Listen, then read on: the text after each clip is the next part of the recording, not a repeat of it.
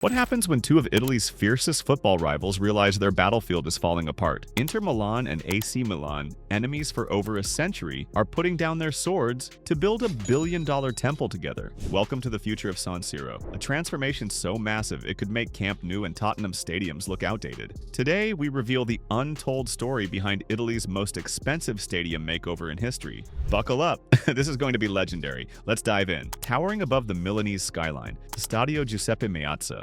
Although, let's be honest, no one calls it that. Everyone knows this monumental football sanctuary with its iconic red girders and spiraling ramps as San Siro Stadium, one of the most exotic in Europe, and one with 100 years of rich football history to boot. Don't believe me? Then let me tell you that San Siro was the key battleground in the 1934 and 1990 FIFA World Cups, played host to UEFA Euro 1980, and witnessed the drama of 4 unforgettable European Cup finals. Soon, it will add yet another milestone to its record as the stage for the opening ceremony of the 2026 Winter Olympics. It's also the birthplace of one of Europe's longest and most bitter football rivalries, AC Milan versus Inter Milan, who played their first match during the stadium's inauguration on September 19, 1926. Originally designed to accommodate 35,000 spectators, today it has a seating capacity of over 75,000, making it the largest in Italy. But beneath its rich legacy and exotic architecture lies a big challenge: the stadium's aging infrastructure.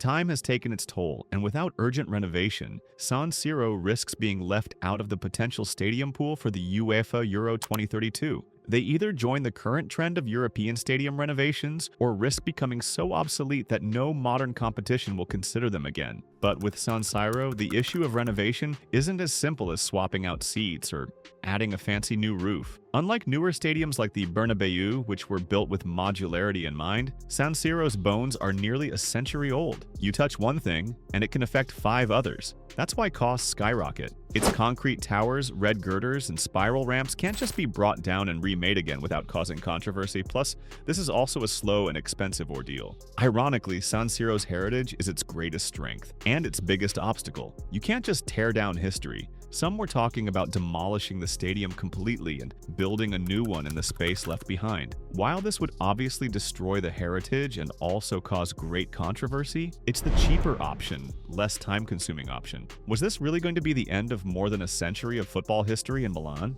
Not exactly. This dilemma got so heated that it forced both AC Milan and Inter Milan to put aside their centuries-long rivalry to decide how to tackle the renovation situation. So, what are they going to do? After years of public debate and legal wrangling, something really unexpected happened in 2024. At last, good news for San Siro, with a statement from Milan's mayor, Giuseppe Meazza. Rather than demolishing San Siro entirely, he said, why not breathe new life into its least used areas to bring in more money? The plan would preserve San Siro's most iconic architectural elements: the towering cylindrical ramps, the sweeping roof, and the pitch that's hosted legends like Maldini, Zlatan, Pirlo, Kaká, and many others, while transforming underutilized areas of the stadium into vibrant, multi-use spaces. It would be a full-scale renovation that still honored the stadium's legacy, but most importantly, it would give fans what they've requested for years. We all know Camp Nou's museum is legendary, a football shrine visited by millions every year, but what if Milan, the global capital of fashion and design, had something just as iconic? After all, if any stadium deserves a museum carved into its very walls, it's San Siro. We're talking about nearly a century of football history, and the San Siro Football Museum might finally give that legacy a home, designed to preserve the soul of the stadium while opening it up to a new generation of fans. From match-worn jerseys and historical footage to immersive state-of-the-art experience that chronicles not just the histories of AC Milan and Inter Milan, San Siro's 2 legendary tenants, but the entire evolution of Italian and European football. Imagine walking through the tunnel once used by the greats, reliving the 2001 Milan derby, or sitting in an exact replica of Arrigo Sacchi's dugout while hearing his voice break down the perfect counterattack. This dream could become a reality before 2030. The plan is for the museum to house multimedia exhibits, interactive timelines, digital recreations of historic matches, and possibly even a 360-degree virtual reality zone that would let visitors experience what it feels like to walk onto the pitch to a sea of 75,000 fans. And that's just the beginning. The mayor's plan also includes converting parts of the stadium into a multi-sport facility, making San Siro a hub for athletics beyond beyond football. There's talk of adding areas for basketball, indoor tennis, and even Olympic-style training zones. This would make the stadium relevant year-round, open not just on match days, but as a central sports venue for the city of Milan.